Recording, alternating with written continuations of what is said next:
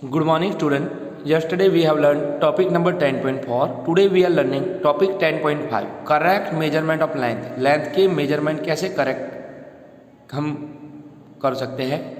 So here is a topic correct measurement of length. Length के correct measurement के बारे में सीखेंगे. In our daily life we use various types of measuring device. तो हमारी daily life में हम अलग अलग various different type के measuring device use करते हैं. We use a meter scale. Here is a meter scale.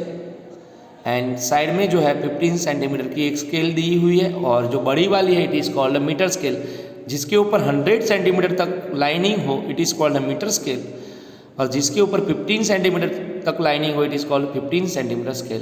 तो ये आपको फिगर में देखना है. So we use a metre scale की यूज़ करते हैं हम. So we use a metre scale for measuring length नापने के लिए हम मीटर स्केल यूज़ करते हैं.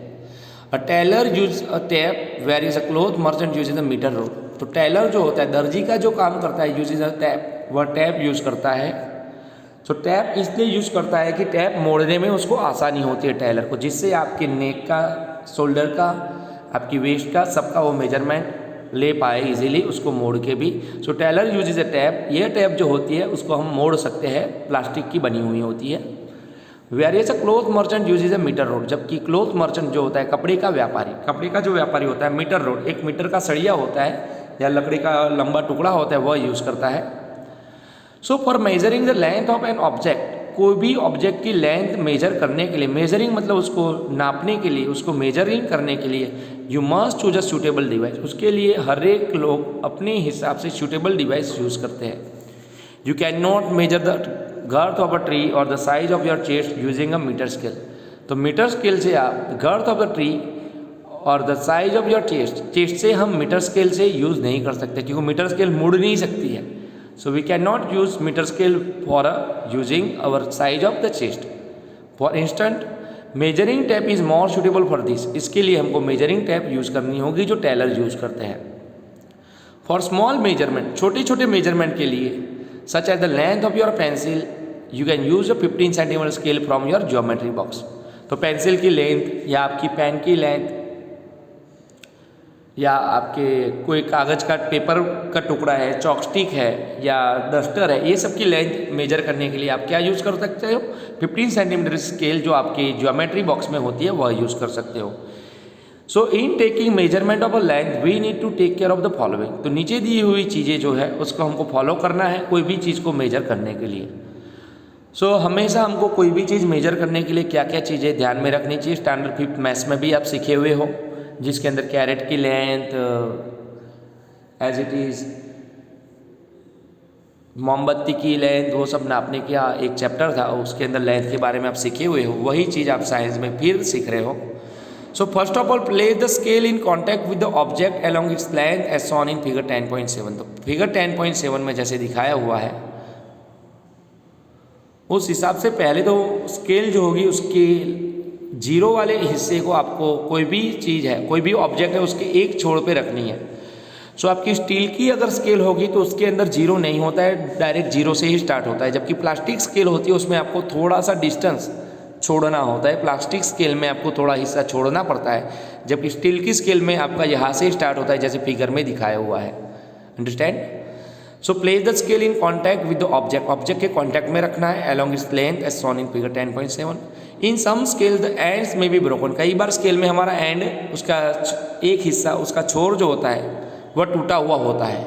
सो you may not be able to see the zero mark. उसमें क्लियरली जीरो मार्क नहीं दिखता है. तो in such cases you should avoid, ऐसे केसेस में क्या करना चाहिए? You should avoid taking measurement from the zero. तो जीरो से अवॉइड करने चाहिए आपको. You can use any other full mark of the scale. Scale का कोई भी फुल मार्क 1 सेंटीमीटर 2 सेंटीमीटर आप यूज़ कर सकते हो. फिर जितना यूज़ करो 1 सेंटीमीटर, तो टोटल लेंथ में से 1 माइनस करने का.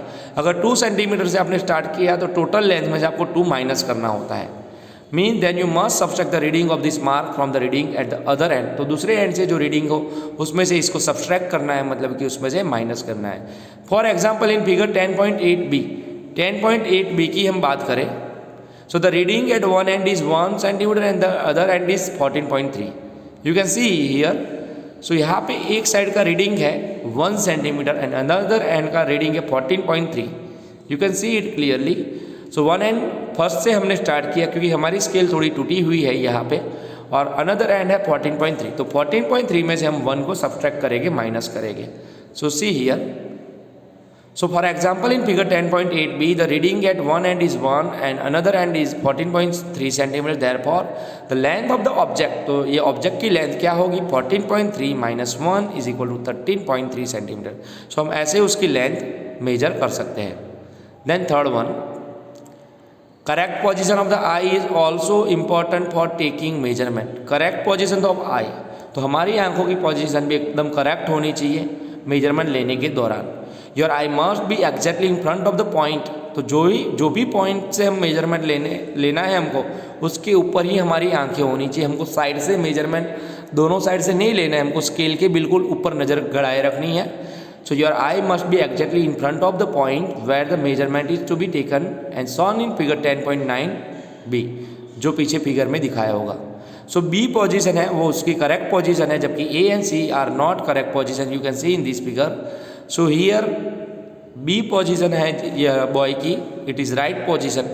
अगर हम ए पोजीशन से देखेंगे तो हमको मेजरमेंट दिखेगा 8+. सी पोजीशन से देखेंगे तो 7.5 से माइनस रिजल्ट दिखेगा, जबकि उसके सेंटर से हम उसका मेजरमेंट करेंगे तो we obviously check this number 7.5. So हमको हमेशा कोई भी मेजरमेंट लिया जाए हमारे द्वारा, so we must see in front of the scale. Scale के ऊपर से हमको यह देखना है. Now here is activity 3. Measure the height of your classmate using handspan and then by using a metre scale. आपके क्लासमेट मतलब आपके जो दोस्त है क्लास में पढ़ने वाला, या तो आपके कोई भी फ्रेंड है आपके घर के आसपास रहने वाला, तो उसकी एक बार हैंडस्पैन से आप मेजर लो and then by using a metre scale. Metre scale से मेजर लो. For this ask your classmate to stand with his back against a wall. Wall के दीवार के पास उसको खड़ा करना है, और फिर हैंडस्पैन मतलब आपकी जो वैथ है थंब एंड लास्ट फिंगर से हैंडस्पैन से आप कितनी हैंडस्पैन हुई वह लो, मीटर स्केल से लो दीवार के साइड उसको खड़ा करके. Make a mark on the wall exactly above his head. Now measure the distance from the floor to the mark on the wall with your handspan and then with a metre scale. तो जहाँ उसका head है वहाँ पे एक marking कर देना है वॉल के ऊपर, फिर आपको हैंडस्पैन से और फिर मीटर स्केल के मेजरमेंट लेना है. Let all other students measure this length in a similar way. बाकी स्टूडेंट को भी ऐसे मेजर करना है. रिकॉर्ड ऑल योर ऑब्जर्वेशन, सबके ऑब्जर्वेशन रिकॉर्ड करना है. तो देखो height in handspan. So who measure the height, who measure the height, जिसकी हाइट यहाँ पे नापी है उसके नेम लिखने हैं हमको अलग अलग स्टूडेंट के. Then height in हैंडस्पैन. हैंडस्पैन में सबकी हाइट नापनी है. Height in centimetre, metre scale से सेंटीमीटर में हमको मापनी है. Study carefully result obtain by different student. अलग अलग स्टूडेंट के रिजल्ट हमको चेक करने हैं. The results in column 2 may be different from each other as the length of the handspan may be different for different student. तो handspan में भी सबकी डिफरेंट हाइट होने की वजह से उसकी हाइट डिफरेंट होगी. Look at the result in column number 3. Column number 3 में देखेंगे where the measurement are done using a standard scale. जहाँ पे स्टैंडर्ड स्केल हम यूज़ कर रहे हैं. The result may be close to each other. Now इसमें रिजल्ट सबके क्लोज हो गए. अगर उसकी हाइट नज़दीक में होगी, हाइट इक्वल होगी, तो दोनों के रिजल्ट सेम टू सेम होंगे. अगर हाइट डिफरेंट होगी तो रिजल्ट डिफरेंट ही होना है.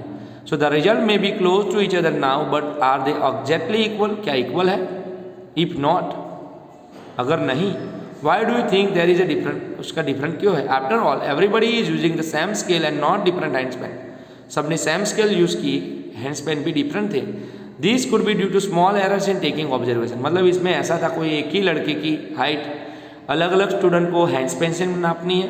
सो एक्टिविटी में थोड़ा इम्प्रूव कर लो आप. एक ही स्टूडेंट की हाइट अलग अलग स्टूडेंट नापेंगे. स्टूडेंट एक ही है, उसकी हाइट अलग अलग स्टूडेंट हैंडस्पैन से नापेंगे और मेजरिंग स्केल से नापेंगे. तो मेजरिंग स्केल से सबकी सब स्टूडेंट के द्वारा ली गई हाइट सेम होगी, पर हैंडस्पैन से ली हुई हाइट अलग अलग होगी सबकी.